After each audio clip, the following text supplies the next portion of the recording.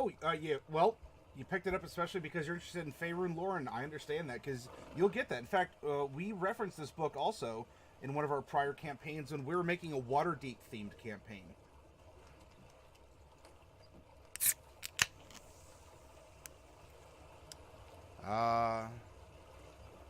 Nothing like some nice generic black cherry soda.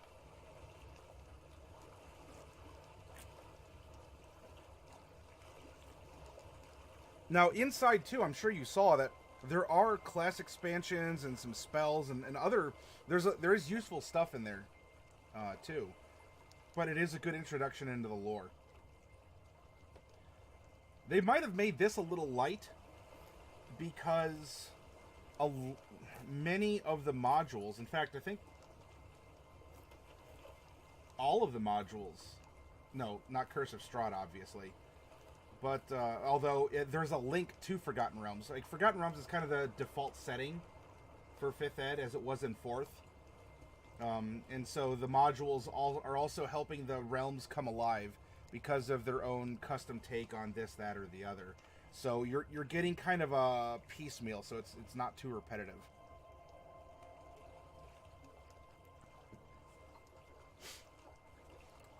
Alright, well, what I wanted to go over here with you all... number one, let's take a look at, oh, actually, we have some new art up. Hey, XCat.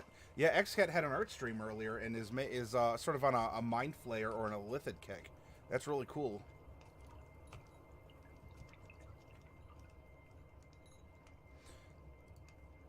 If you take a look at what we did last week, and for all of you here, like the content you see, I repost after it's been uploaded onto YouTube, so that you can go back and enjoy it or reference something again if you liked an idea. So we began this Unearthed Arcana of Ships in the Sea, where we were considering, what's it like if you wanted to run a nautical themed campaign, and it had stats for a ship, it had recommended officers, and we actually ended up making 5 of the 6 positions as PCs. And the 6th position, the captain, we saved to generate as an NPC. As well, we used a similar concept out of the Dungeon Master's Guide in order to give the ship a personality. And so all that material is here. And what I want to concentrate on this week, I want to talk about the setting in which our campaign will take place. And I want to develop it. So tonight we're going to talk about the Sword Coast Adventures Guide as inspiration for a setting. And then I want to reference it, and we're going to generate a couple characters. I'll talk about the characters when we cross it here. But I want to make a couple SCAG characters. So we're going to use their backgrounds, and we're going to use their class options, should we come across any. And from there, we will support our officers with some crew. This week, we're also going to be hopping into Wonderdraft, and we will be creating a map of our campaign area. And, well, we're going to cap it all off on Saturday by making, not necessarily, well, kind of a campaign outline.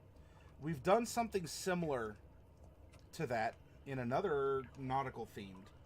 That was more, I guess, traditional D&D, not specifically nautical D&D. But we'll form a concept, a campaign concept that's going to tie everything together. And you know what? After that, woo, it all goes up here, and it is there for you to use, should you wish to do so.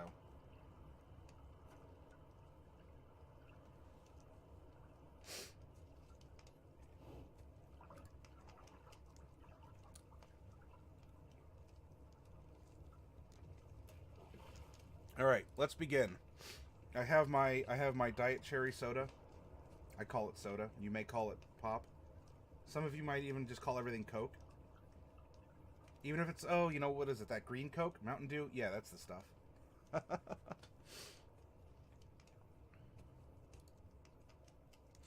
All right, so the Sword Coast Adventures Guide is the bridge into Faerun as a general area to run a campaign. If you don't have a home world, something you've made up yourself, this is a highly developed, there's tons of lore, there's all kinds of great stuff here for you to explore, to get into. There's an adventure around every corner, and that's kind of why Faerun is a solid default campaign setting for anything that you're hoping to do. I'm not going to be going into the I'm not going to be going into things like the deities, right, Tel? Nor am I going to get into, well, so this is what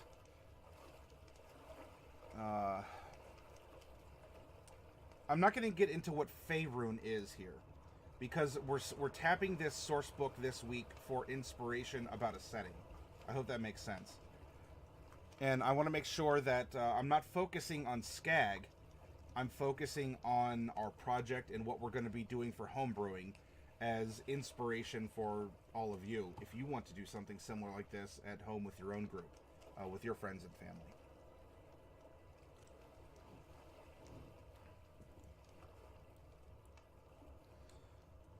You can see there is so much in this one region of Faerun is a global map. I mean, Faerun has been mapped out extensively. It's been around. There's content for whatever you want. But here's the Sword Coast. In fact, here's Waterdeep. We were talking about that earlier. Sword Mountains. We talked about Silvery Moon, Neverwinter. Baldur's Gate is right down here. It's a little off screen, but so these are some of the big names that you may have heard. All these islands, they're in here, and we're going to go to them.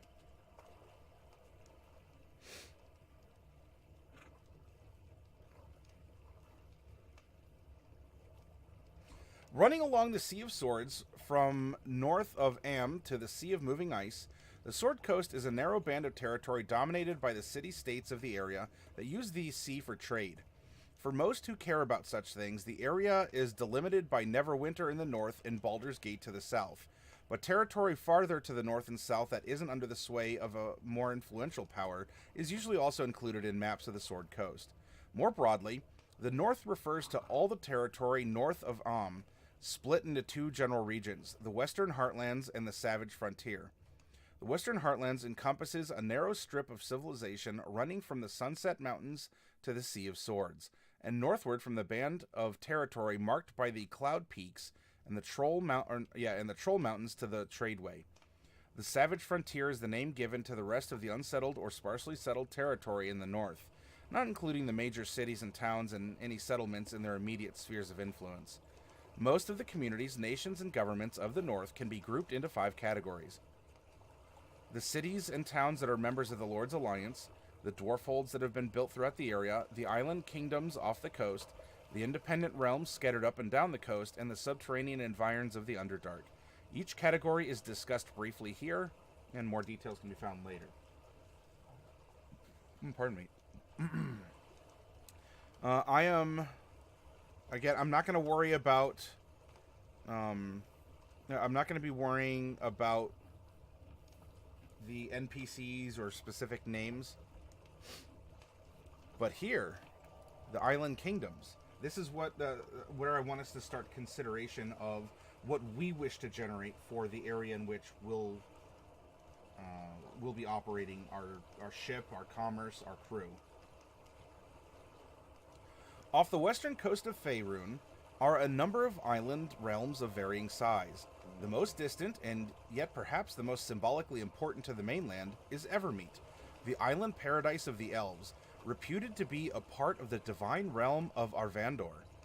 Much closer to Faerun are the Whalebones and Ratham, ancient homes of the ancestors of the Eluskan people and the Moonshaes, where many of those same people now share the islands with the Folk and an elf offshoot known as the Luir. The free port of Mintarn lies nearby, a neutral site for meetings between enemies and a recruitment spot that offers abundant jobs for sailors. Despite its size, the tiny island of Orlumbor, with its treacherous harbor and its skilled in-demand shipwrights, is an independent and influential nation unto itself. In the seas to the south, pirates of many races and predilections sail from the Nelanther Isles, preying on trade running north and south along the coasts. Since the beginning of the Sundering, fabled Lantan and Limbrel have returned, both the center of invention and the Isle of Laera worshipping illusionists are even more secretive and less welcoming of strangers than before their disappearance.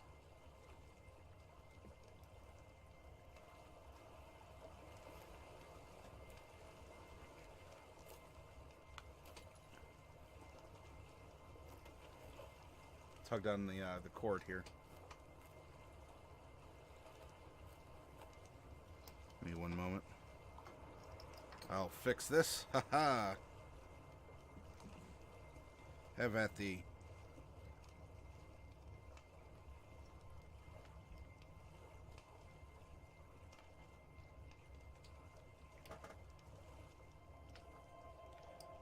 Pardon me, Cord. I said, haha, have at thee.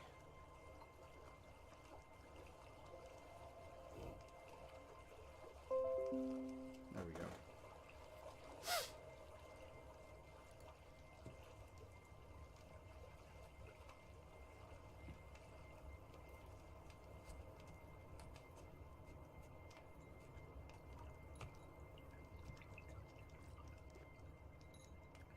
By the way, hi, it's Chult.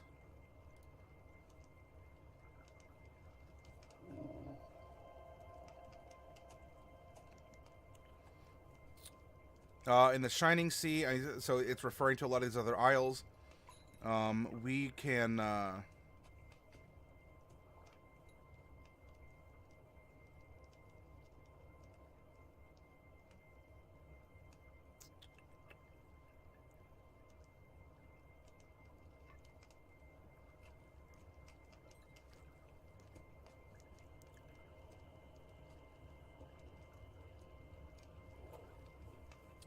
believe we're looking for 77.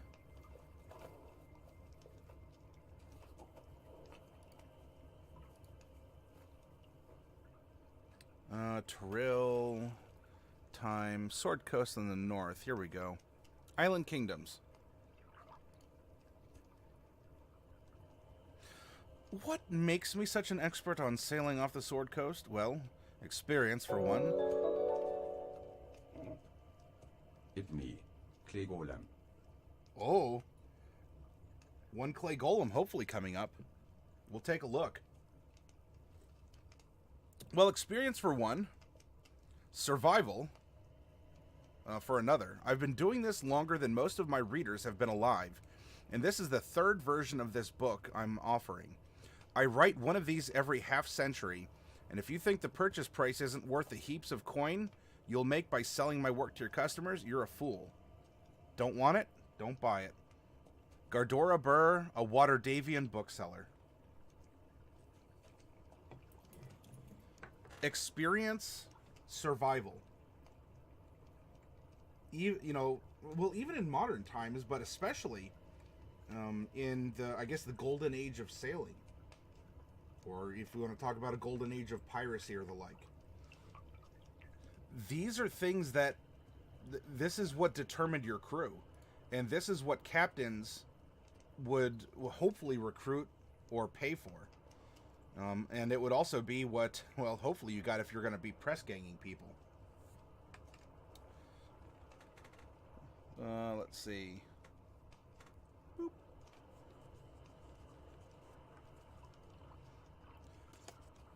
Now, in a world where there's magic, and this is something that we do have to consider, experience and survival is necessary. And of course, you can always ask, well, how many spellcasters are there? You know, if you have a paladin on board, in fact, we generated 2, and one of them was the ship's surgeon, you probably don't have to worry about disease. You probably don't have to worry about injury, at least not unless it's, you know, very immediate and mortal. Now, is lay on hands going to work against vitamin deficiency like scurvy? Probably not. I mean, we call it a disease, but it's not like germs or anything.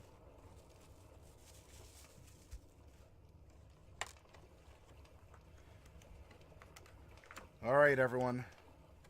Let's take a look real quick. Speaking of press ganging, let's see what old Trustaflump here is press ganging into his miniature collection.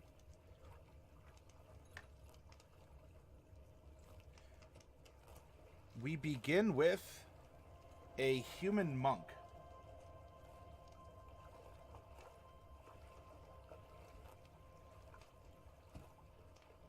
Hey, Rydcon, welcome. You're the captain now, Mew. Next up, we have a human cleric. And by the way, clerics and druids can be interesting on a ship as well, as they might be able to help produce magical food and water. So you are taking care of some of the necessities. Pardon, I don't know why that's. It just is. It's having trouble focusing. There we go. Yep, control water. So magic can be important. And that's something to remember, especially as a DM. If you're going to create a setting like this, remember that magic exists. And therefore, measures that will include or counter magic will also exist.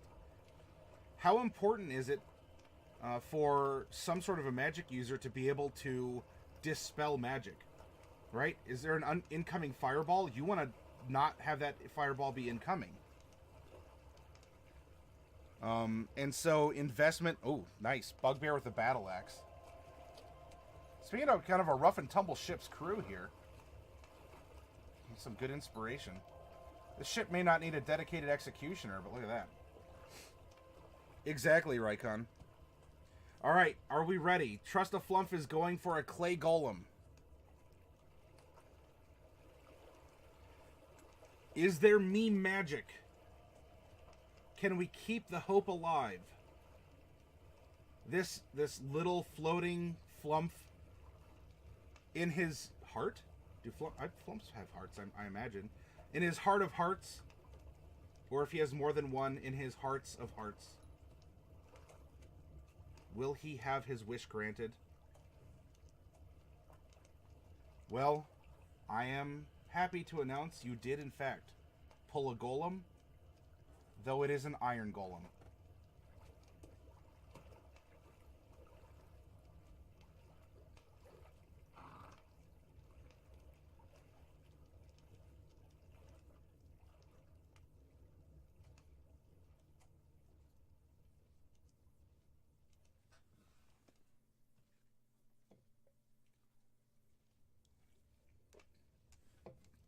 This poor little flump just wants a golem.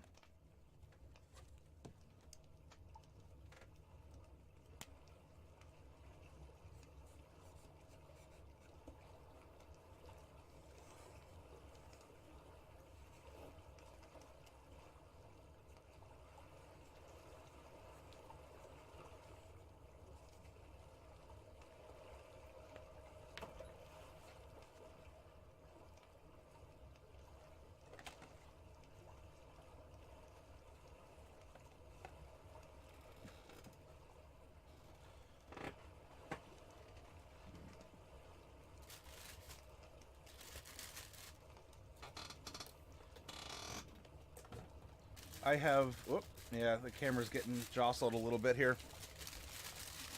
As you can tell, probably, maybe, I have moved my battle station around a little bit in order to better organize things. Alright, so this cycles up and this goes down. So, I have 2 here and 3 left in the brick of Monster Menagerie 2.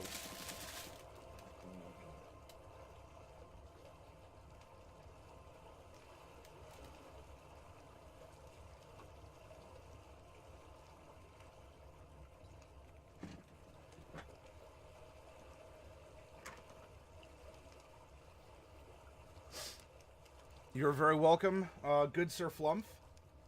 And if you would like to go for another pull, I mean, look, there's 3 golems in this set. You have 2 of them. The gambler's fallacy clearly states, yeah, you open up a sentence like that you are due a clay golem.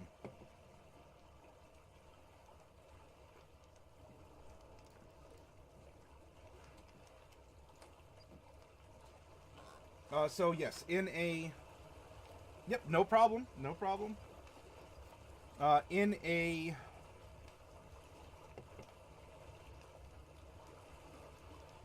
ship-based setting, as a DM, remember that magic will exist, and it can make survival easier. It can make things more difficult. Again, if Prestidigitation can just set fire to, you know, to whatever, or a firebolt even, just a solid cantrip, let alone like Burning Hands at a level 1. We take into consideration something like Wild Magic, which can accidentally center a fireball on you. There may very well be certain taboos against magic, unless for some reason you are you're certified, or you know the captain. You have to register as a magic user in some way. Ships might have, or captains as they're getting crews together, might have some way to be able to determine if you are magical or not, if you have certain capabilities. Hey, Diadem's welcome. So Diadem's Flump just popped an iron golem.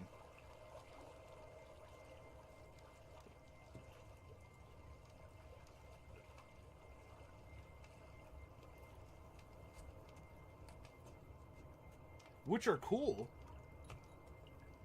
But I know they're not a clay golem. Alright, west of the Sword Coast lies the Sea of Swords, and beyond that the Trackless Sea, a vast expanse separating Faerun from whatever lies to the far west. Between the shore and the unknown are a number of islands, some large and others so small they lack names of their own. These island nations trade and war with Faerun and one another, just like any mainland nation. The information below is drawn from 50 Years at Sea, Volume the 3rd, by Gardora Burr, a gnome sailor who has spent most of her 200 years traversing the Sea of Swords.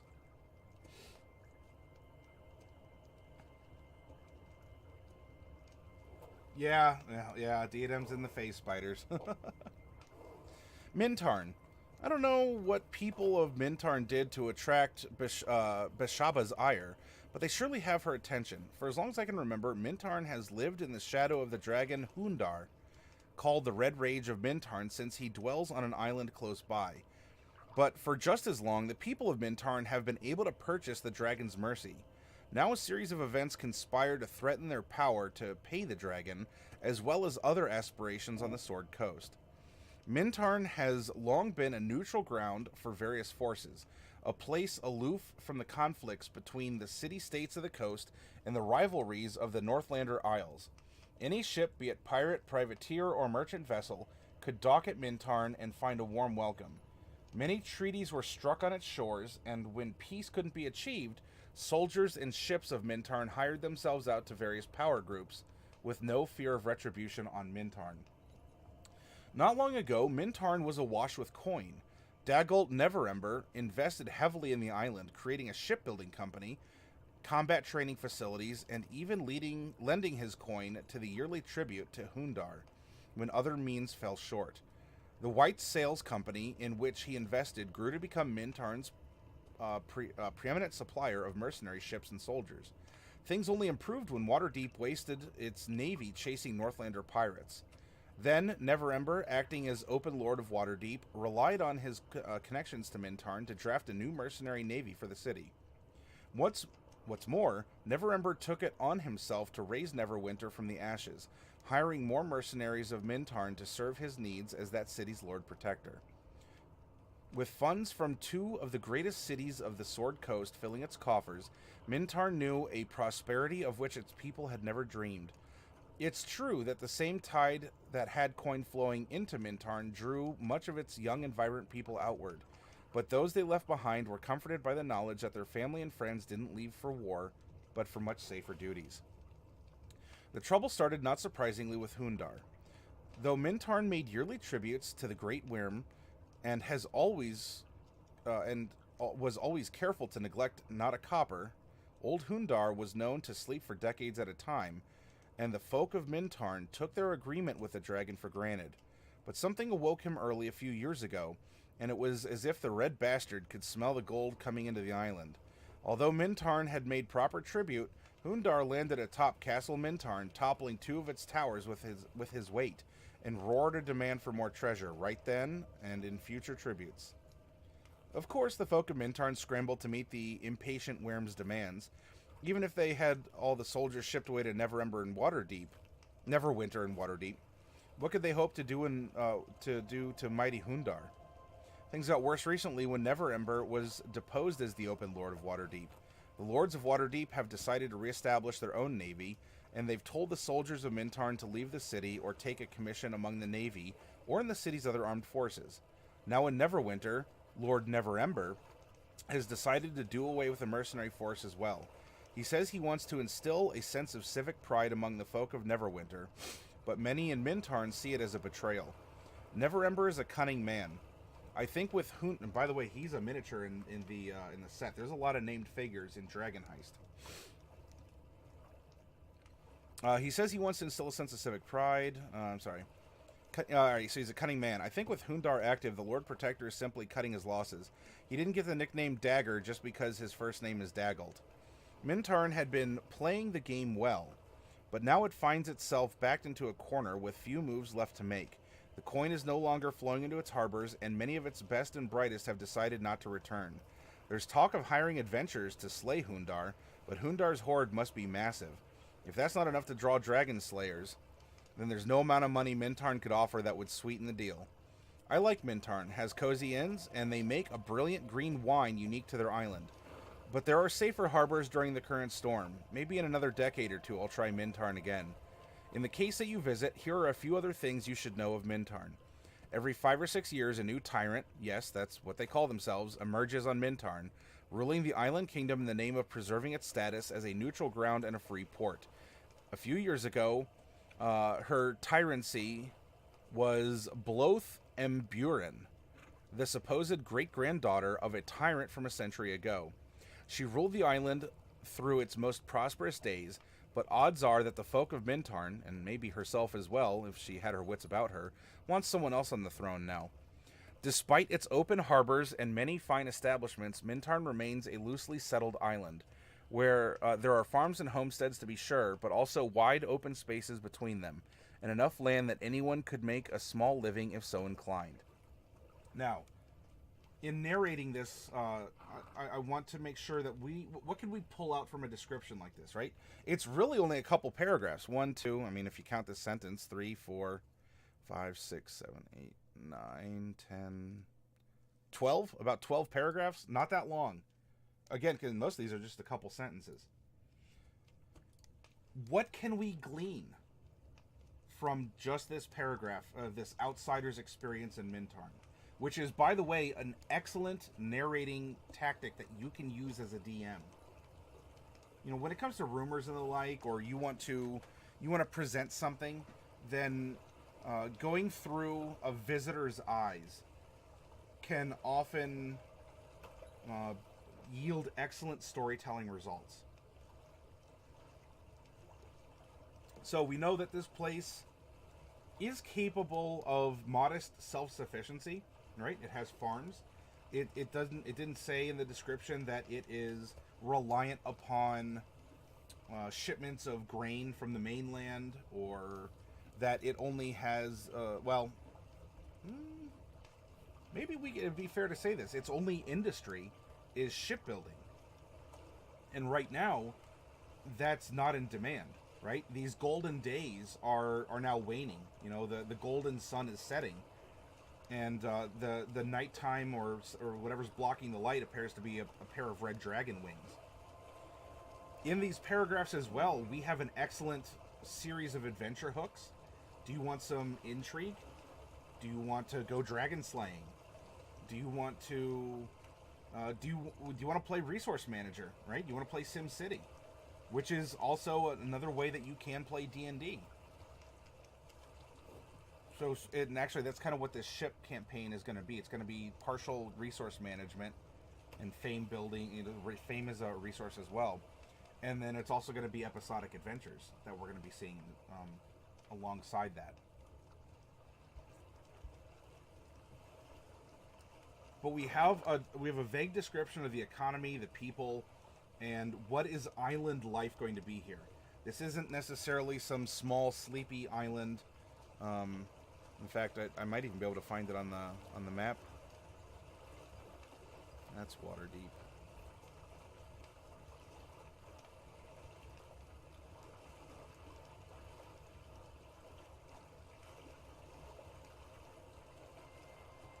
Candlekeep, Baldur's Gate.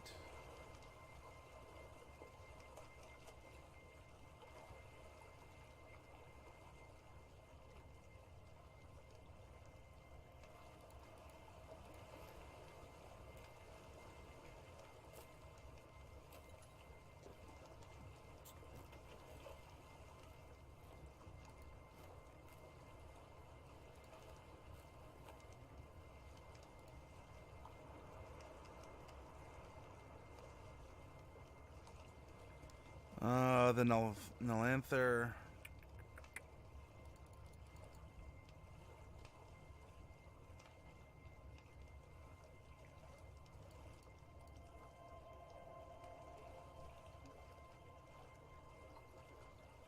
Here we go, Mintarn.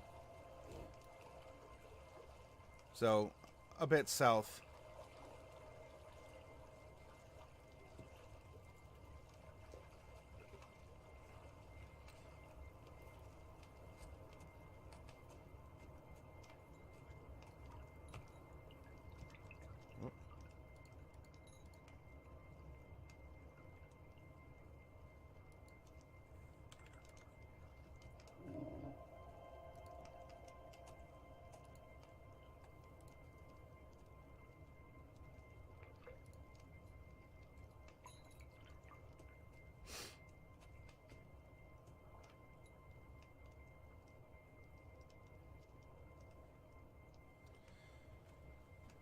All right, so that's a feeling for one of the islands, and this could be a port. Using Pirates of the Caribbean terms, they have Tortuga as kind of a main base of operations. Anything goes, or it's it could be a public home base if the crew doesn't have a small little island of its own in which, well, as we saw in the source book, there's a lot of these little coves, a lot of these little.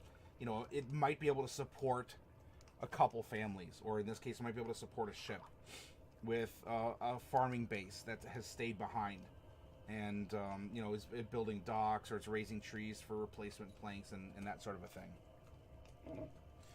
Let's take a look at another set of islands, and we'll compare and see. Well, how does this? So what Mintarn has been described as sort of, I guess, what you could expect average island. Maybe temperate weather. It does have a mountain off its own, another mini, like a mountain jutting out of the ocean that has a red dragon. Aside from that, you're getting kind of generic Western European feeling from it. Moonshays. Cloaked in mists, the rocky cliffs of the Moonshay Isles rise high above the surface of the Sea of Swords, their tops clothed in ancient forests. The Moonshays lie due west from Mintarn and Baldur's Gate and Candlekeep, and even for that matter. This great stretch of islands is nearly half as long as the Sword Coast, including the Sea of Moonshay. Or enclosing. Hey, Rhodey, welcome! So we have an archipelago of islands that are all considered to be one entity. On the southern isles live the Folk, humans ruled by their High King, Darid Kendrick, from the fortress of Caer Calidir on Alaron. The Folk worship a goddess they call the Earth Mother. Her druids gather in sacred groves on the islands.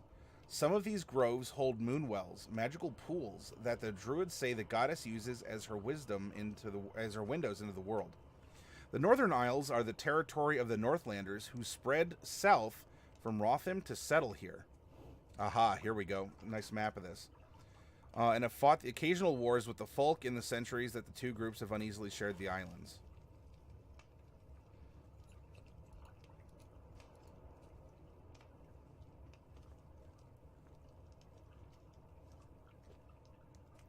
And making up this island nation are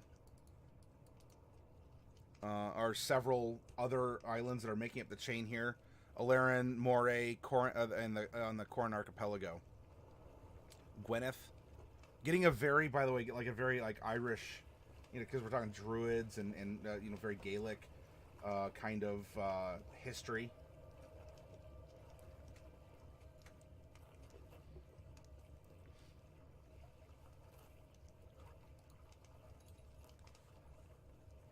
The largest and most populous of Isle of the Moonshaes is Alarin. The folk stronghold of Caer Celidir overlooks a bay of the Fairheight Mountains at the northern edge of the Dornal Forest. The forest is a perilous place filled with goblins, wargs, and their ilk. The deeper one goes, the more otherworldly the woods become, with fey creatures leading travelers astray or to their doom. Even the High King's rangers walk the forest with care. Rumor has it the Rookoth dwarves of the Fairheight range, bolstered by Clan Rustfire of the Isle of Gwyneth and adventurers out of Celidir, have won victories against the local orcs and their shadow dragon master, High King Darad, dragon master, period. High King Darad hopes to forge an alliance with the dwarves, but thus far they have spurned the aid of the crown. Pardon me. All right, so now we're getting a little bit of intrigue, and I don't think I'm going to read the entire entries, because I want to start sort of cherry picking some differences. I want to start pointing out that where before we had one island, it was solid. Like the island was its own city-state, or just the island its own nation, and it had one people, unless you want to count the dragon as a significant population unto its singular self. Here with the archipelago, so we're getting, instead of maybe traditional Western European fantasy, we're getting a lot of the connectivity of the seas, or in the islands, but we're getting, a variety of goblins and orcs have been mentioned. This is a fey presence that is, it's in the middle of the sea on an island, and we may think of islands more as, well, I guess it depends on where you live. You know, more like deserted islands, you know, Caribbean or very tropical, like the Hawaiian Islands, that sort of a thing. And yet here we have islands that have mountains and plains and swamps. They have inland lakes. They have a big enough forest that it's difficult to explore, especially with the fey interference. Here in the middle of the sea, off of the Sword Coast, which is more of that traditional land-based continental exploration that you'd find.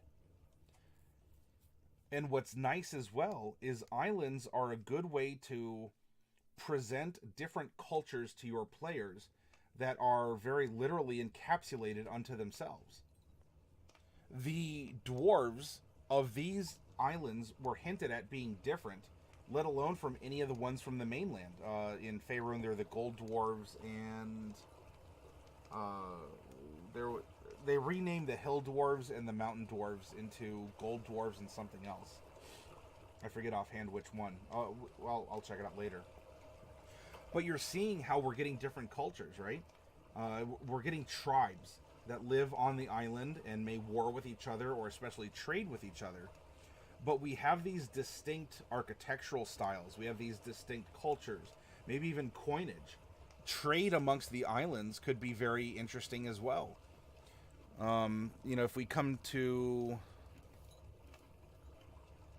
Snowdown here. Snowdown looks like the only, well, maybe the only named isle that doesn't have a mountain. And so there could be quarries, or, while it's not that far, you'd still have to be shipping stone, metal, maybe certain animals or plants that live in these more varied terrains, you know, would have to be shipped here.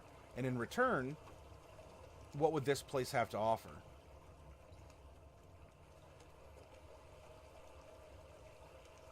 Over my lifetime, the Isle of Gwyneth has become more fey and mysterious, home to the elven realm of Serifal, under the rule of High Lady Ordolf. So just Gwyneth is a Fey island. The Corn Archipelago is dozens of rocky, rainy, and windswept islands populated mostly by Northlanders who herd sheep, fish, the nearby waters, and occasionally go raiding or pirating. Dozens of separate settlements are their own mini-kingdoms with little that unifies them besides the shared Northlander culture. Boop, right up here. So we have Vikings. We have, we have the, from Song of Ice and Fire. Where the Greyjoys are from, the Iron Islands. Is that right? If any of you know, you can correct me. But here we're getting more of a simple living, probably very family focused. They raise sheep. It's pastoral, and it's also homogenous in its population, where it's Northlander humans who are living this life. Moray. To the west of Gwyneth is Moray, a land at war with itself. The embattled folk of Caer Moray struggle to keep the port town open so that Donegal, farther inland, can receive vital goods and supplies. These supplies sometimes include reinforcements to deal with the threats of the island, which are many and varied. The Blackblood tribe of Malar-worshipping werefolk, the giants of the Trollclaw Range in the north, and the ogres and orcs of the Orkskill Mountains in the south. There is a lot going on this. I mean, depending on the scale we're talking about here. But of the named islands, this is a rather small one, and yet we have this constant war, right? Constant war is a constant need for supplies, for metal, for leather, for food, for wood. And yet it's right next door here to the Fey presence of Gwyneth, or the simple farming and even raiding lifestyle of the not quite Vikings of the Corn Archipelago.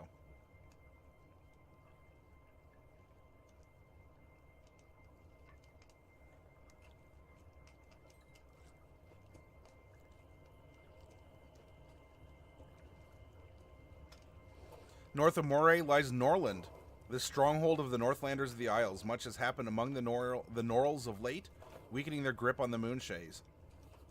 Omen's Isle. Last time I set foot on Omen's Isle was just after the Moonshaes had unified, and it was a peaceful, lovely place. It had sheep, farms, and fishing boats, and plenty of folk willing to trade the gold from their mines for goods from the mainland or other islands. Now Omen's Isle is a blasted place, controlled by giants, especially Fomorians, that hurl huge stones at any ship that come too near the coast.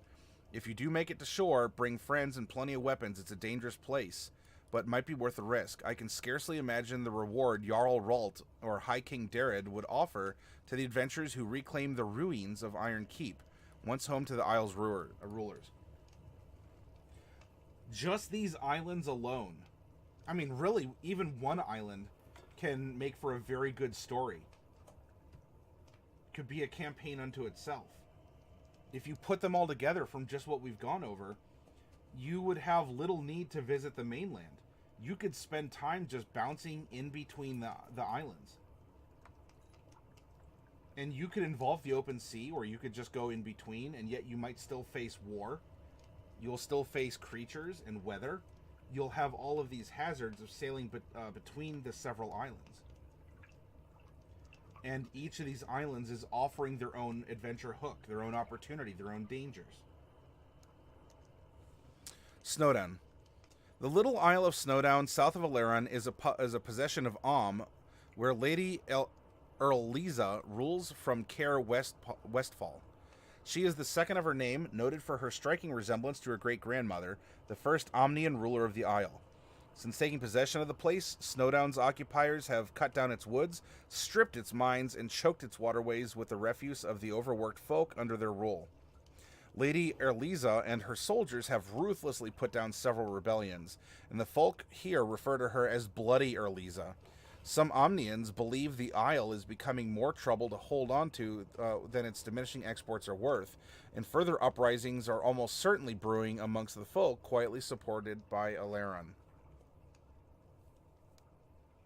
Civil war. Resource management. So this Isle has been stripped of its resources.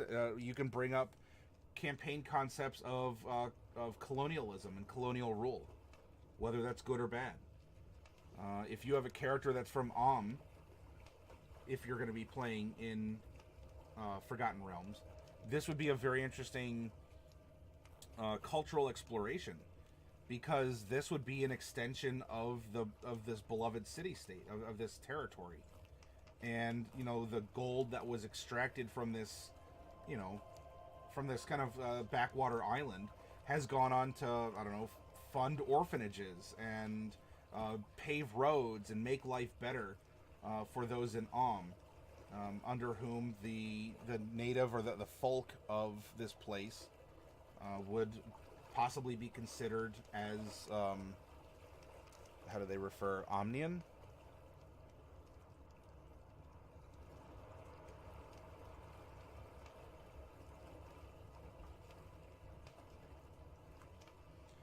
And yet the folk here consider them occupiers for despoiling their island.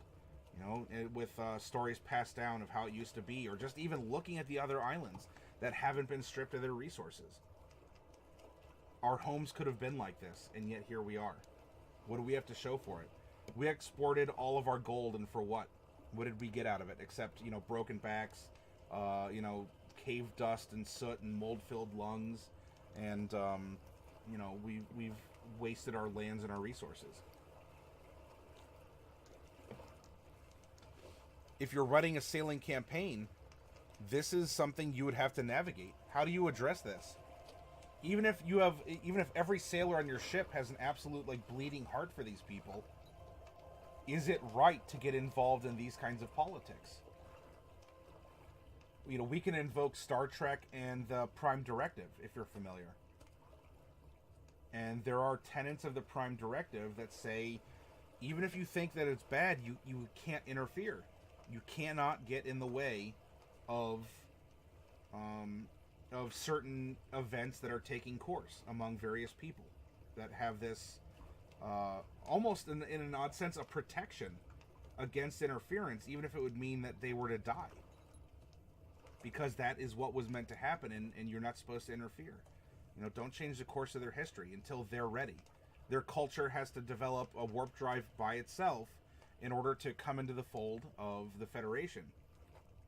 Because then culturally they would be ready and open-minded to the lifestyle and the laws and other things that have been put out by the Federation in order to exist. Otherwise it would be very jarring.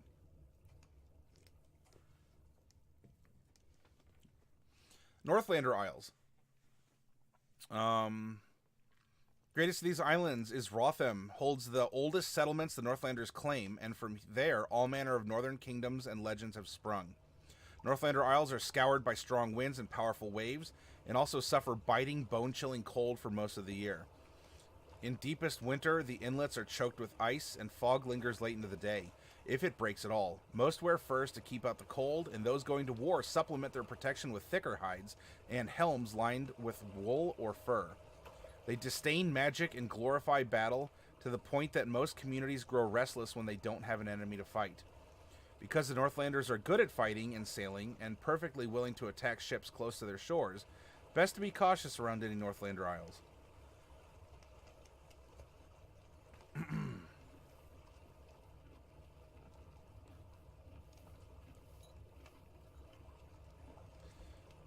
Gundarr Loon. The fisher folk and merchants of Gundarr Loon are more like their mainland cousins than most island folk. Unlike other Northlanders, they're less apt to start a fight with folk they don't recognize. Because they're more peaceful bent, you're likely to be able to safely get fresh water and supplies. The Purple Rocks.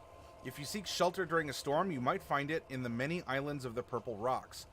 It was once my great fortune to find safe harbor at the port village known as Ulf of Thugr.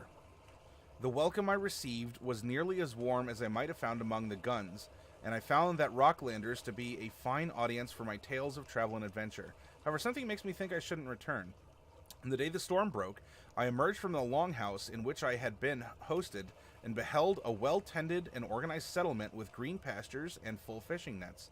The ship's crew and I were dealt with cordially by everyone, and the ship was already repaired and prepared for a leaving, the Rocklanders having apparently worked through the night to make it ready. We left on good terms, and it wasn't until we were away that we realized we all shared a strange apprehension. We had not seen much of the women while we were on the island, which was to be expected since Northlanders typically house guests well away from the homes, farms, and forges that are the Northlander women's domain. But we also neither saw nor heard any children or young men, and never once did we see any old men or women. Indeed, I hesitate to say that any man among the Northlanders we had met had a single gray hair on his head or in his beard. This strange fact, and the Rocklanders' weird custom of giving any human figure in their art the arms of their totem, a many-tentacled squid, makes me leery of a return. There we go. Another prompt, another consideration. Do you want to call this druidic magic? Or is this more along the lines of, are we talking warlocks and great old ones? Is this a cult? More of an arcane cult than a druidic circle? Is this, hey Golden, welcome. Is this a race of monsters masquerading as people to want to be incorporated, and they just have a hard time doing it for various reasons? Right? There's this hint of the supernatural. Nothing was necessarily wrong. In fact, everything was maybe too good. Right? They worked through the night. They worked through a storm. Everyone here seemed good. Hey, Risky, welcome. Things were a little too perfect. There's an entire adventure right here. And look at the name, right? The Purple Rocks. Why are they called the Purple Rocks? That's an adventure or part of a campaign unto itself.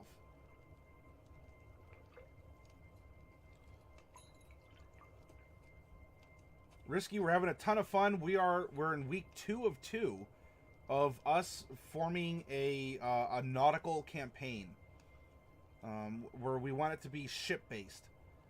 Sort of, I guess you could say, Star Trek style, right?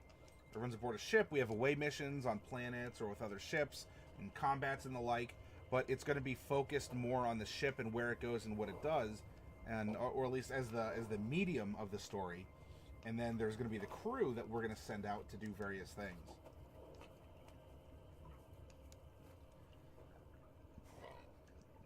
Pardon. The Island of Ratham is the ancestral home of the Sea of all Northlanders who live on the islands of the Sea of Swords, and the humans who would go on to found Old Illusk, now Luskan, and spread out as the Aluskan people. The warlike folk of Ratham now know they have this legacy, and they consider rule over other Northlanders and cities of the coast to be their birthright. Well, the western nearest neighbor, now we're talking about Tern, the remote island of Tern is host to violent folk who raid and pillage at will and seek to enslave any outsiders they capture on or near their island.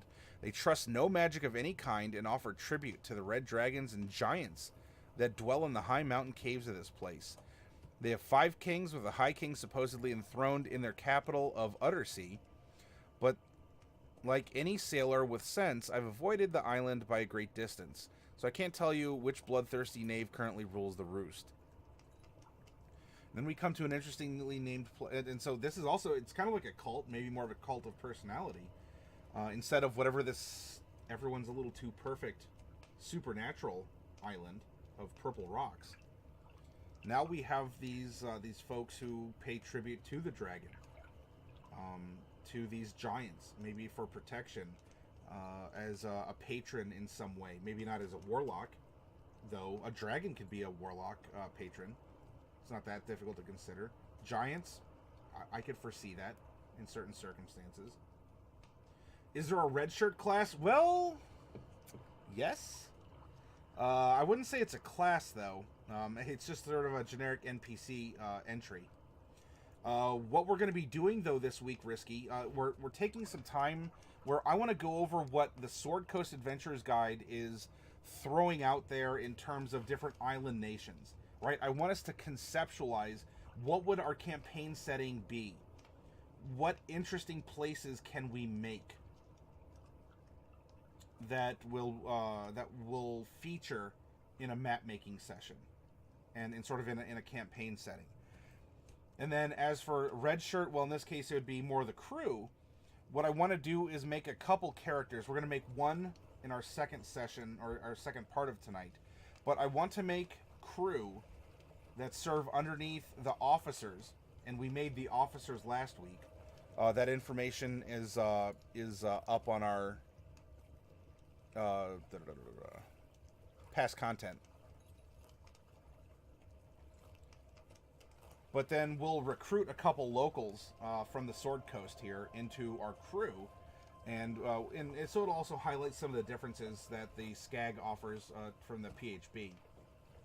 And those will end up being kind of our red shirts as we discuss how to run an interesting ship-based, mostly episodic campaign.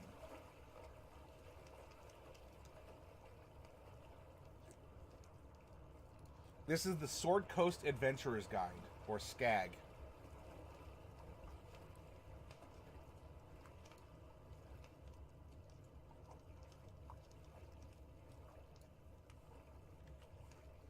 And because this setting features a lot of nautical travel, big cities on the sea, islands, I wanted to reference this, not necessarily for the Forgotten Realms / Faerun content, but for this is places that could possibly exist in this thematic setting. Which, it could be Faerun if you want to take all these ideas and just boop, interface them directly in. It's already here for you. It's in this book. Congratulations. But if you want to extrapolate some aspects for a homebrew campaign and storyline, I want to make sure that we're reviewing what's an island more than just, a little bit of sand and a palm tree sticking out of the water. There are different kinds of islands. There are different cultures. We just explored one that was really an archipelago of several different islands that are rather close together geographically, but they have very different cultures and aspects of living, of lifestyles, of their acceptance and practice of magic and war. And this is all also beside its own sort of singular island nation state, which is, it has farms. It is seemingly self-sufficient. It doesn't have to rely on a particular trade, though it was built up recently around shipbuilding and some other maritime efforts that have recently fallen through. And so this is giving us a lot of great campaign ideas as well. In what would we put out there in an episodic campaign? What would we explore? Hey, Daly. Oh, well, welcome. Daly, we cracked open the Sword Coast Adventurer's Guide here, and we're discussing the island nations as considerations for a setting in what we're looking to do for our nautical, our ship-based our ship-based theme that we're writing from the Unearthed Arcana from last week going into this week. Hey, orcs, the singular plural, or lumbor. If you're looking to purchase or repair a ship, there's no better place to do it along the Sword Coast than in Orlumbor. The finest shipwrights in the world live here, and their joining work is among the reasons Waterdeep remained so strong for many years. Even when much of the city's navy lay disabled in its harbor, the strong ships of Orlumbor proved sturdy enough that folk could live on and in them while the city recovered. Orlumbor was once a simple shipwright island, supplying the city-states of the Sword Coast with vessels for their navies. Waterdeep in particular relied on Orlumbor to supply ships for its defense, making the island a wealthy and well-protected place in return. When Lord Neverember sank Waterdeep's navy in his fight against pirates, he arranged to hire mercenary ships to replace the force, funneling ill-gotten proceeds into his own pockets, and leaving both the coffers and the shipyards of Orlumbor high and dry. And that is getting back to the first island that we talked about. After Neverember's ouster, Waterdeep's business returned, and with it much of the Isle's prosperity. Reaching Orlumbor by ship is tricky because of the rocky, cavernous approach to the harbor. Once a ship navigates the route properly, it can find a wider berth, and any minor damage to the new visitor is happily and cheaply repaired by the Orlumbor dockworkers. These are folk born and bred to work on ships. The homes on Orlumbor are built into the caverns of the island, and just as well defended as the docks that are its life's blood. More than once down the years, Waterdeep's protection has kept Orlumbor from falling to Mintarn. That was the island we talked about. Mintarn, Luskan, or Baldur's Gate, all of which have sought to claim the islands and its shipyards for their own. None of these other places ever considered that Orlumbor might simply choose not to build ships for them, but thankfully it's never come to that. Now Orlumbor once again serves Waterdeep in exchange for coin, foodstuffs, and other goods from Faerun. So where Mintarn has farms, and Mintarn, has its own it's its own lifestyle, and it was just developed with external coin, not from internal. They had that rush, but life is slowing down despite the dragon demanding these high tributes. Now we get to Orlumbor, which is it is paradisical in its own way, right? It's a safe harbor, kind of dangerous to get to, but you're treated well, and there's skilled professionals. But because the island really relies on this as its primary trade, there wasn't really anything else to fall back on, because it does seem to need foodstuffs. It needs these other supplies. It needs the mainland. So the skill is living on the island for its own reasons, and you can explore that as a DM. You can make an assertion. Why would someone want to live on an island and rely on these goods if you could just move to Waterdeep? And conversely, the player might just say, why would you want to live in Waterdeep? Do you see what happens there? We'll get their protection and we'll take their goods, but I prefer island living. I snorted hot tea on my keyboard when you said Wessels. Oh, jeez. Sorry, Risky. Or rather, I should apologize, I guess, to your keyboard.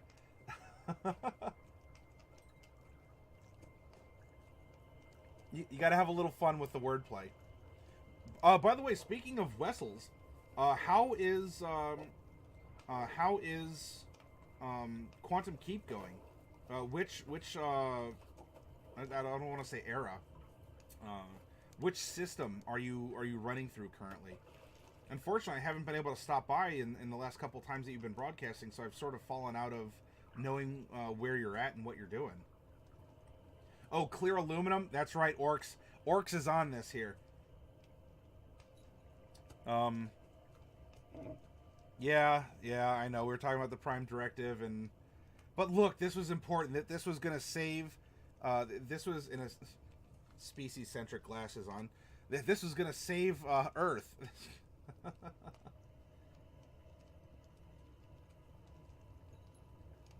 Clear aluminum.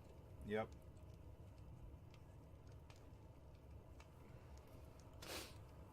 The Southern Isle, and so yeah, we're talking about economy. We talked about geography, because remember we discussed the islands that are very far north. They're very cold and frozen, a lot of ice and fog. Oh, okay, so you haven't been recording. All right, then maybe. All right, then maybe I wasn't just going crazy where I'm like, oh shoot, did I miss these guys? Well then. Please make sure that you pass along my greetings to the others, as they are busy doing their own end of year, whether it's Christmas or whatnot. Let everyone know that I'm thinking about them, and I hope that you all are having a great time. Oh, nice! I'll look forward to seeing that, Luke. And by the way, speaking of Waterdeep or of Faerun. Luke, don't forget, and I guess especially with holidays, I'm still hanging on to that to a figurine for you, and its postage has been paid. So if you wanted to add other minis to it, or if any of the other guys up your way want to throw in, and the shipment's already going to go out to you once you let me know that you want it and where to send it to. So it'd just be a matter of, do you need any other supplies while we're at it? Well, the argument stands, maybe he still discovered it because they didn't give him the full molecular structure, just the outline.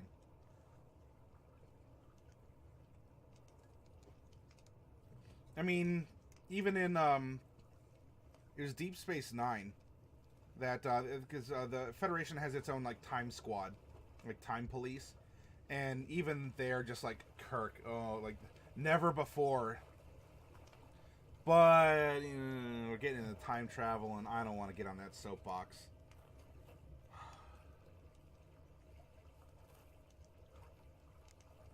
Don't make me get on that soapbox.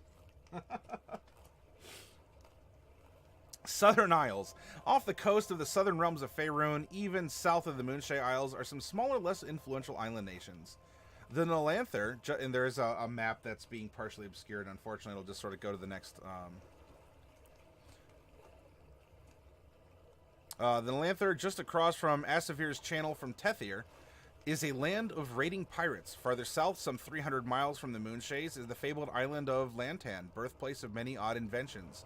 Well south of there, beyond the jungles of Chult, Tomb of Annihilation, anyone? Is the mysterious island of Nimbrel. Now we're getting southerly, right? We're getting more tropical, more Caribbean-ish? We'll see. The thing about time travel is we already had this conversation in the future last week. That's right, Diadems. I can't get enough time travel and extra dimensional spaces and multiverses. Oh, just give me a multiverse any day of the week. Sure, Luke, I'll hang on to it. Don't worry about it. You let me know what you want me to do. It's not going anywhere. It's sitting. It's he's hanging out with the others, and they're all having a good time.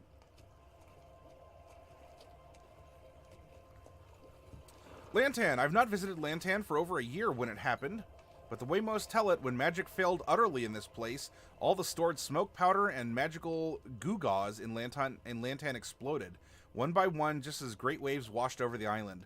Within a terrifyingly short time, Lantan was no more. Or the stories of the survivors went. It appears now that Lantan was transferred to another world, much like Halrua. Halrua, though, had foreseen the calamity and taken time to prepare. Lantan was not so lucky. The Lantanese were fascinated, some say obsessed, with building mechanical wonders. Though they employed magic from time to time, the whole island smelled like sawdust, grease, and freshly scraped metal. As shop after shop worked on refining its latest and greatest invention, the new creation might have been little metal knights that walk and fight and knock each other over, elaborate coffers with locks that latch themselves, or mechanical arms that copy what a scribe is writing onto a second sheet of parchment. During my past visits there, I'd seen all of those and more with my own eyes. Were these gewgaws and trifles of help to the Lantanese when the whole world was ripped from under them? To whom did they turn? Pardon me. In the other world, their prayers favored by God, Gond, went unanswered. What happened in their century away? By the way, this reminds me of phasing in Magic the Gathering, right? They just sort of like stopped existing in the world for a bit. So here is a community of gnomes. It is very based on inventions, and therefore they would presumably have the resources to be able to build them.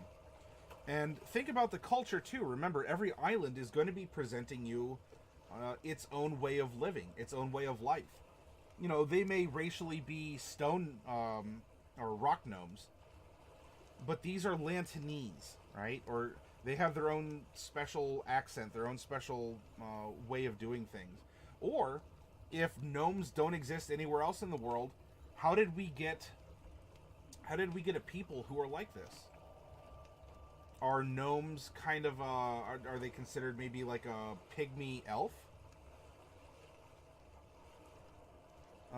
Is the culture of invention brought because of the necessities that being your size, as well as having limited resources on an island, would need? And so the biology intersects with the geography, and this is what happened.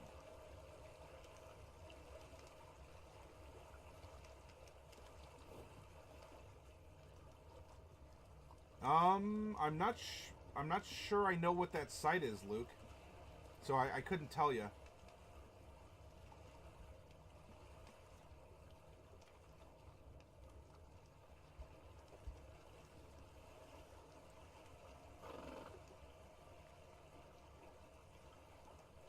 Nolanther.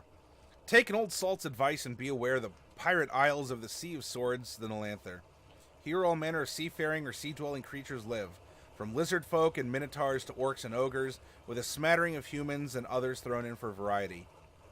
Where some pirates hold their own code of conduct, the folk of Nolanther care nothing for rules, honor, or even good neighborly sense. They attack each other as often and as viciously as they do any passing ship or convoy.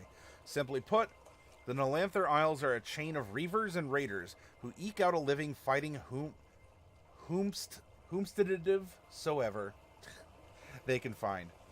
No one's ever bothered to count or name all the tribes of these islands, and I doubt anyone's going to start now. For one thing, it's a fool's errand. So, more tropical, warmer. You can raid and pillage all year. You don't have to worry about, special ships or furs or ice breaking.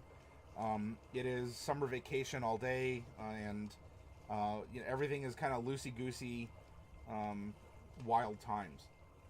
Pirates live here. You can make that sort of living. You want to run a pirate campaign? Run a pirate campaign. Be the bad guys if you think that the pirates are bad guys. And maybe you are. I mean, if you make people walk the plank, feed them to sharks or whatnot. Yeah, in fact, orcs were also brought up in another island chain. Orcs make beautiful lovers. They were further north in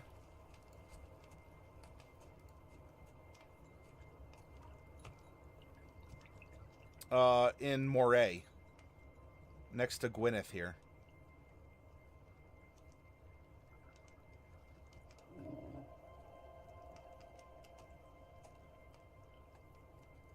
Giants of the Trollclaw Range in the north, and the ogres and orcs of the Orkskill Mountains in the south.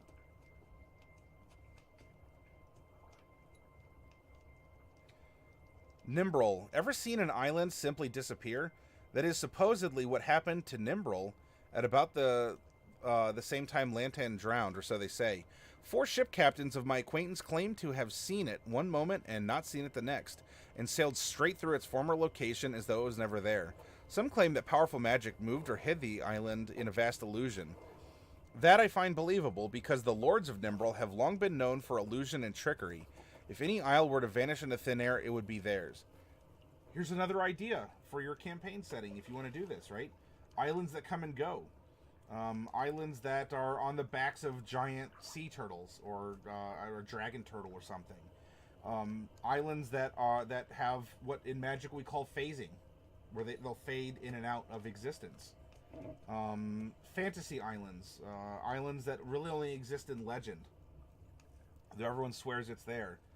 Even sunken islands, kind of what they considered Lantan to be. Maddie, I would love if there was a curse on the island that everyone there that sets foot on the island has to sing Gilbert and Sullivan show tunes from Iolanthe? From Pinafore. Ah. Well, we all can't be modern major generals, can we?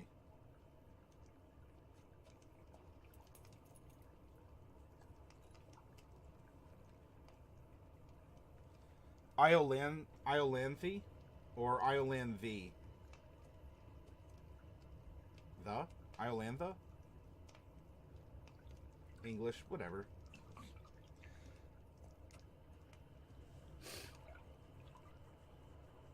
So we've had Fey Islands, Orc Islands, Orcs, Goblins, Giants, Fomorians, in clearly not Ireland. Look, a lot of D&D draws off of real life myth and fable and such. It's there. We've had our Vikings. We've discussed about northern islands and Viking and raiding, or just people trying to live in a more northerly climate with their, with their farms and such. And here it is. On to the elves, yes. So now we have Evermeet. Evermeet is, it's its own tropical paradise. It's its own... I'm just going to read it for you here. I know chat's blocking it a little bit, and so I will do my best to, entertain you if you can't see the words.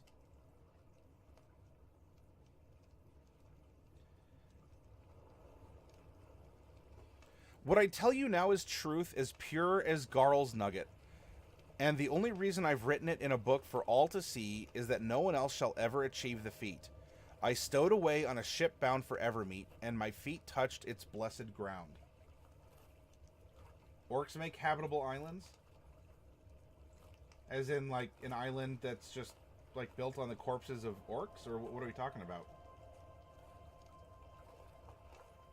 And now for the real questions, where were the werewolves? They're everywhere. For all you know, everyone that you know is a werewolf as well, Brody. Prove me otherwise. Legend has it, and so believes every elf I've ever met, that the island of Evermeet is not of this world, and that it never was. In ancient days, so long ago that even elves think of it as their mythic past, the elves of many nations sought a perfect homeland for their people. That was the problem there, of course. You'll miss out on a wealth of beauty if you're always looking for the perfect gem. Not finding it in the world, some elves, sun elves, I'd wager. Well, it says some elves, and then in parentheses, sun elves, I'd wager, looked beyond the world to create one. These high mages gathered together to perform a mighty work of magic that would bring Toril into contact with Arvandor. That's right, the Mad Fools actually wanted to bring into our world some of the lands in which their gods dwelt. Tales differ on whether Corellin allowed this or was powerless to prevent it, but it happened, and calamity gripped Toril as a result. This was the first sundering, and elves have always said it echoed through time. Recent calamities would seem to prove them right. When things settled down, the elves realized their folly. For thousands of years, no elf dared set foot on Evermeet, but eventually, Corellin must have forgiven his wayward children, for the oldest elves began to feel the call to the west. Perhaps you've seen a moon bow hanging over Selune, and heard the idea that it means an elf is being called to Evermeet. Well, that's no children's story. Ever met an elderly elf? How would you know, right? Well, if you're ever honored to meet an elderly elf at such a time, you'll see a similar arc in each of the elf's eyes above the pupil. This is Sayanine Moonbow's way of guiding the elf to the afterlife. The arcs can blind the elf to this world, but they vanish when the elf enters the next, allowing sight of the elven heaven. Well, that's exactly what happens in Evermeet, and the elf need not be dead to achieve it. Don't believe me? Well, I saw what I saw. Some elves followed their aged kin to Evermeet, and soon a kingdom of elves dwelt in a heaven on Toril. For ages, Evermeet was protected by mighty beasts, mighty magic, and the might of the Seldarine themselves. Elves of all types from all over the world journeyed to Evermeet, seeking solace. And when the elves declared their retreat from the world, where do you think they went? Then the spell plague struck. That's 4th edition, everyone. And some of that old elven high magic must have unraveled. Evermeet became unmoored from the world and found itself instead in a sea of the Feywild, that strange realm of fairy that touches the world in mystical places. For a century, it seemed Evermeet was lost to the world. Venerable elves tried to hold on, hoping that this echo of the first sundering might echo Evermeet's connection to the world once the period of calamity ended. Their patience, who but an elf could have such patience, was at last rewarded when ships from Evermeet docked once more in Sword Coast ports. Knowing all this and having just met a venerable elf who was preparing for the journey, how could I not take the opportunity to tag along? I felt a little bad about taking advantage of the elf's blindness and forcing him to leave behind some of his baggage, but it was the opportunity of a lifetime. I overheard it said by the captain of the ship that Evermeet now somehow straddles all three planes, our world, the Feywild, and Arvandor. It touches them all but exists fully in none of them. To find it, you must follow a pattern of stars until the stars change, and then you follow new stars. I swear by Garl's nugget, that's what he said. Those who stray from the path are lost. How I wish I could have asked the captain where the lost ships went, but I couldn't give myself away. I had brought some food with me since I didn't know how long I'd have to remain hidden aboard the ship. At the start of the journey, I pricked up my ears at every creak of the boards and at each elven voice. But after a time, lulled by the rocking of the sea, I fell asleep. The journey after that has a dreamlike quality. I know I must have awoken, eaten, slept, and taken care of other necessities. At least my food was all eaten by the journey's end, but I don't recall the specifics. I only know that at some point the ship stopped, and someone took the basket in which I was hidden and placed it on a sandy beach. I felt it before I saw it, with the barest glimmer of golden light through the basket weave. All that I could see... I'm sorry. With the barest glimmer of golden light through the basket weave, all that I could see, Evermeet took my breath away. Coiled in the basket like a snake, with cramps in every limb, I was desperate not to give myself away. Yet I could feel the magic of Evermeet seep through my body, soothing aching limbs and easing guilty conscience. When I could breathe again, I gasped, and that was how the elf discovered me. The blind elf, whose beloved treasures I displaced to take my journey, pulled me from his basket, and when he did so, his eyes were clear as diamonds and just as hard. I thought for sure that I was dead, and on seeing my surroundings, I can say with all my heart that I didn't care. Had the elf killed me on the spot, my soul would have gone to Garl and demanded a ship so that I could sail right back to Evermeet.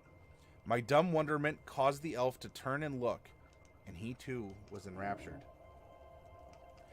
As to what we beheld, well, imagine a place of staggering natural beauty and impossible elven artifice.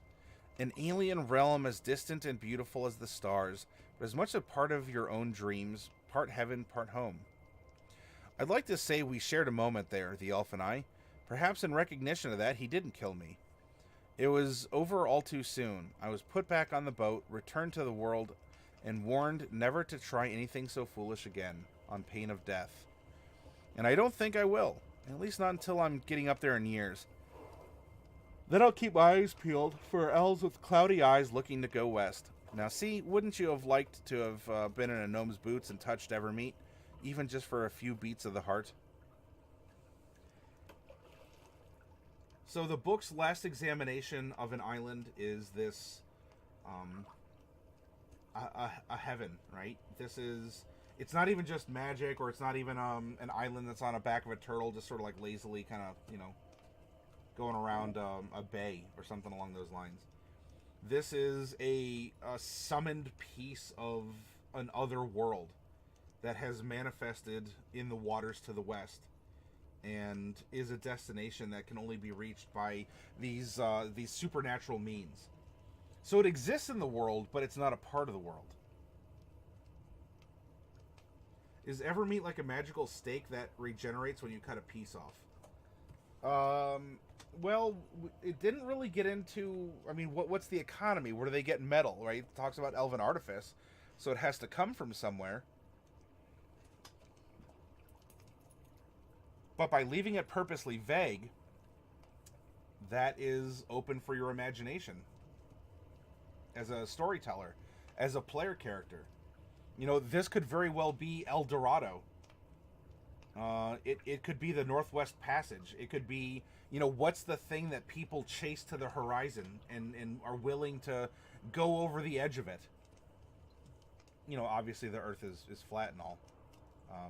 You can ask Trust a Flump. You know, who would be willing to throw themselves over the edge of the world just to see what's there? And so this is very well another type of island or another aspect to a campaign setting that, yes, we're talking about the world being flat and you could actually sail over the edge of it and just fall off. And, you know, what are the type of people that are willing to go to the horizon and risk falling off the end of the world? Evermeet in Faerun is a very good example of that. It is quite literally heaven for elves. It's a place that they'll travel to die without dying.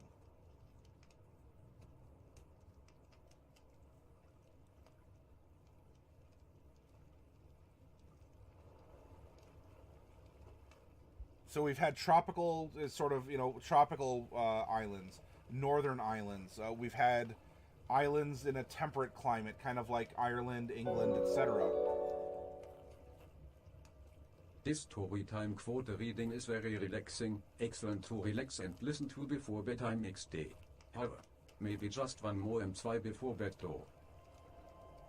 Very well, Trustaflump. And your beautiful German accent. We'll try one more and see if you can pop a clay golem. Yeah, elves sleep without sleeping, so is it really a surprise that they die without dying? They just have to be that special, Daily. Yeah, elves are so contentious amongst role players. I mean, elves are either, you know, the most desired, like people fawn after them. They're Mary Sue's, and they're the absolute best, most attractive, most wonderful concept and race in fantasy, or they're absolutely reviled and like, oh, you play elves?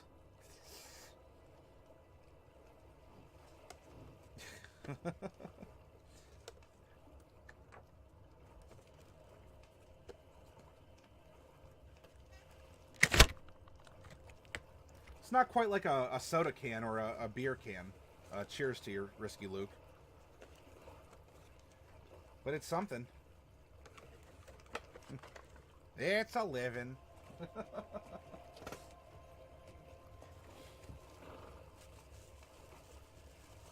Oh, you have not played an elf. Not even a half elf. Or a half human. Who are you calling a half elf?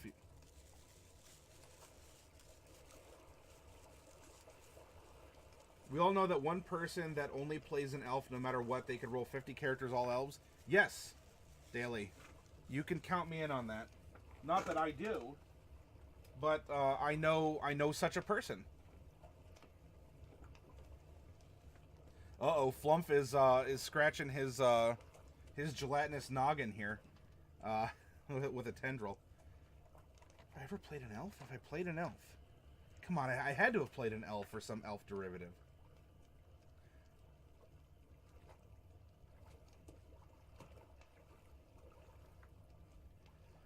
Do I ever think of doing a 1.5, 2 hour game day session on stream? Well, every Tuesday, Luke, every Tuesday we've been streaming an ongoing campaign. And that lasts about 3 hours. Well, it's 3 hours now. It'll go back up to 4 once daylight savings is over in the spring. And actually, Luke, what? I'll give the initial pitch, okay? The exercises we're doing last week and this week are themselves role-playing exercises and workshop content that we would normally do. However, in so doing this, I do feel inspired to run a second day of role-playing on the stream, where we would have members of the community on a rotating basis, because Tuesday's a fixed cast until the story turns over, and then I'll recruit, you know, another group for a second ongoing campaign. This idea is to allow for many of you to make characters that would be sailing on a ship and have a weekly episode of adventure, and that adventure would take, you know, 2-3 hours to get through. So it'd be a one shot. It would just be longer. And so 1 week, you know, Luke, if you made You know, you made a character that was like a medic character, and then we had more of a like a leader character, and then we had some heavies for security. We would have an kind of like a Star Trek episode, except it'd be on the sea, where a group would go out one week, they would do something for the ship, and the ship could gain the benefits or the drawbacks of what occurred. And then the following week, we would rotate, and another away team, you know, another landing party, would be sent out to do something. Whether it's gather resources, whether it's to do, or even just have a ship-to-ship combat. And it would just be a focused combat session. You can wear a red shirt daily. So, Luke, that is... oh, you mean the one-shots that Wizards puts out? I probably won't be running pre-generated content, but it would be one-shots.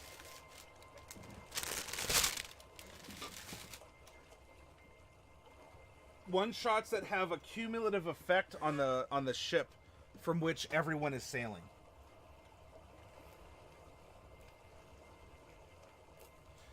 All right, I'm keeping Flumph here in suspense.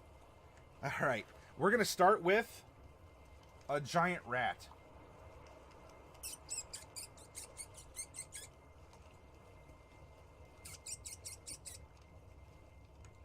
Next up, we have,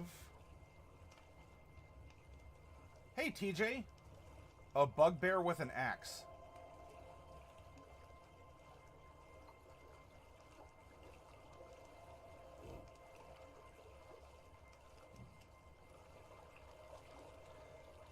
Slipping into the uncommons, we have an orc with a sword and a really cool helmet. Look at that, it has a nice tassel.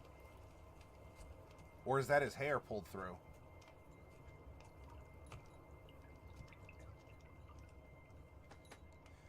And lastly, alright, so we come down.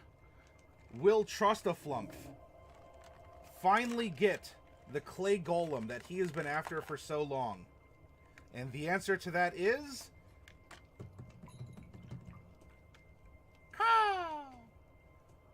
a hippogriff.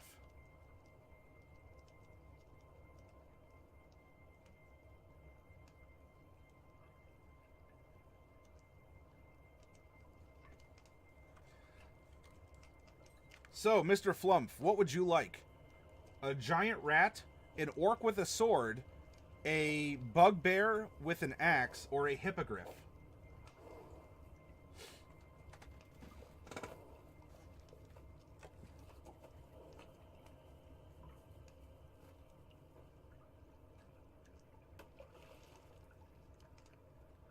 There's an iron golem in there. He so wants a clay golem. I was really hoping for it. And it turned out to be an iron golem.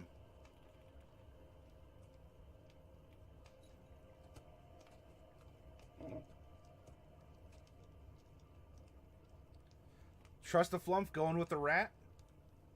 Not a bad choice. The rat can be good for druid shapeshifting. For a bag of tricks. It can be, I believe, a token. A magical token. And a familiar. Yeah, it could be a familiar. And you can also polymorph someone into a giant rat.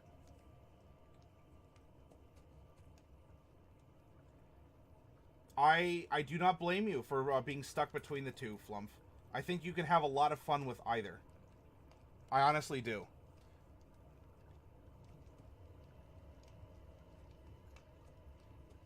Popping this Tiefling Warlock would be nice as well. Not a lot of Tiefling figures have been printed in the miniature sets.